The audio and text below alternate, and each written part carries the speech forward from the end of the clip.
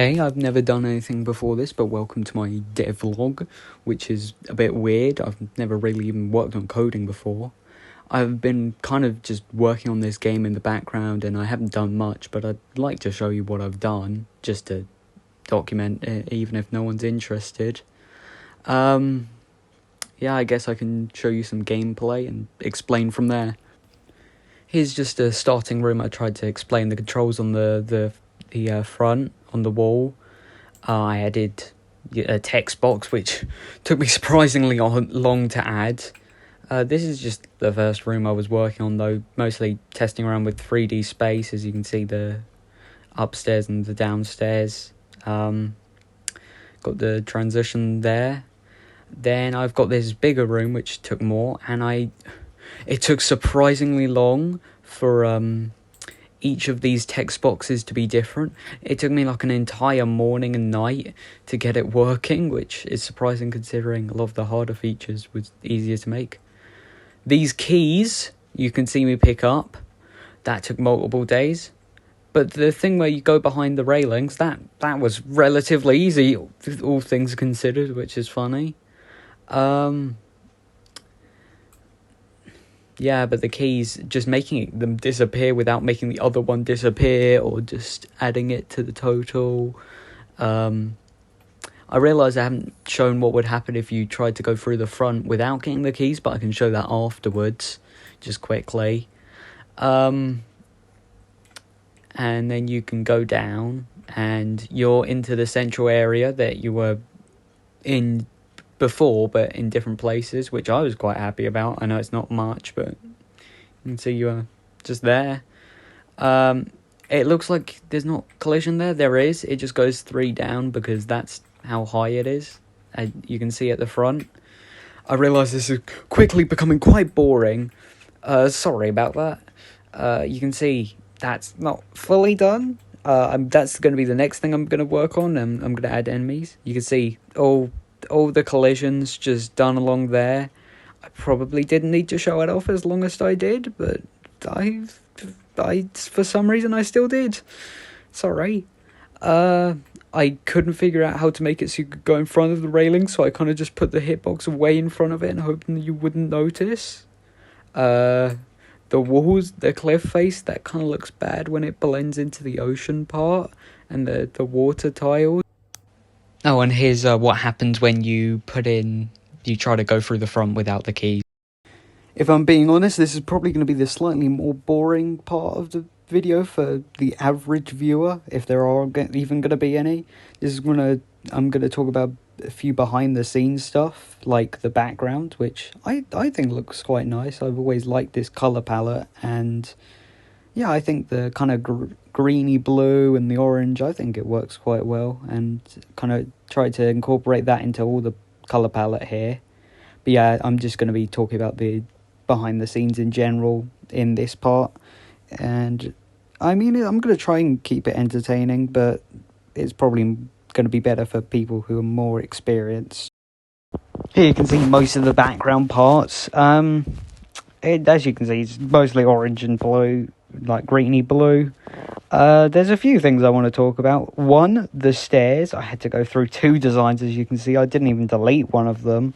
I did try it multiple times, and then I had to put in that little extra part you can see from the left one next to it to make it work properly, so you could extend the stairs. But it's still, as you can see in the last bit, it's still not perfect. You can also see the arrows. I know it wasn't very clear in the video, but those are animated. You got the pillars, which originally I tried to do as a drawn background behind them instead of just putting them in front of the layer. Luckily I realised, but imagine how long it would have taken me to make this game if I hadn't realised that first. You can see the little hollowed out water part.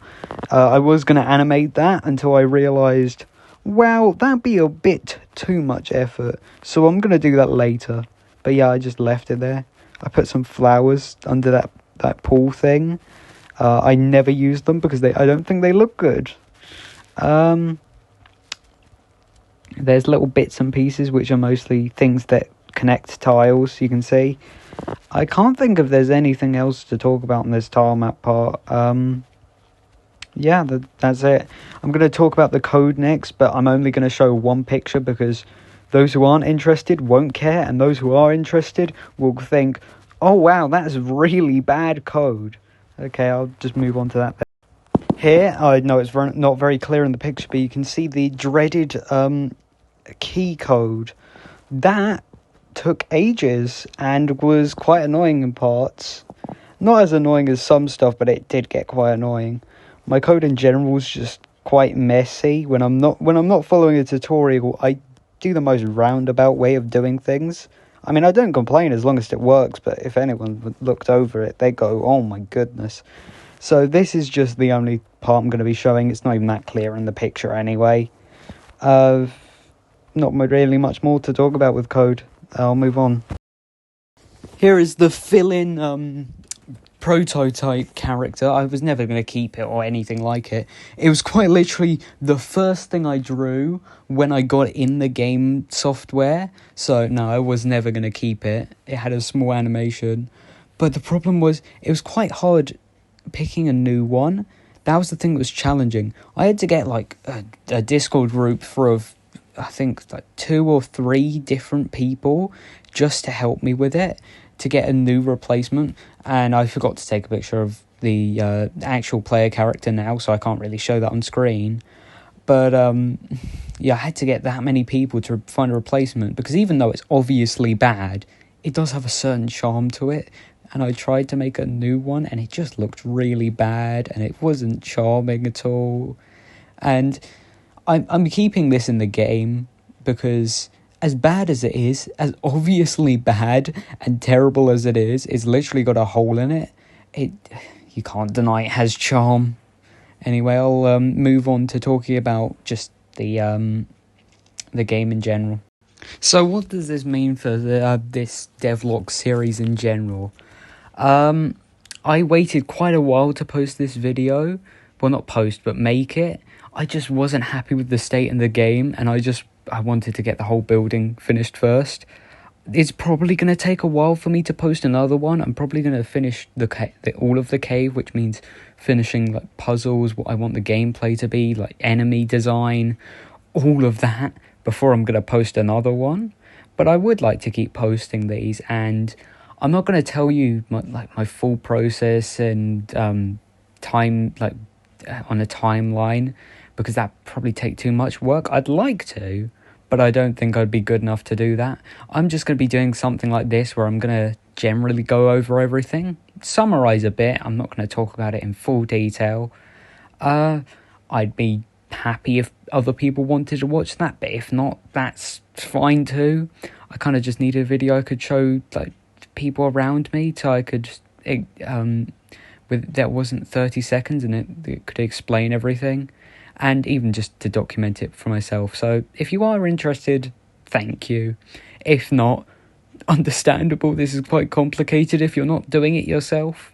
Yeah, thank you. Bye.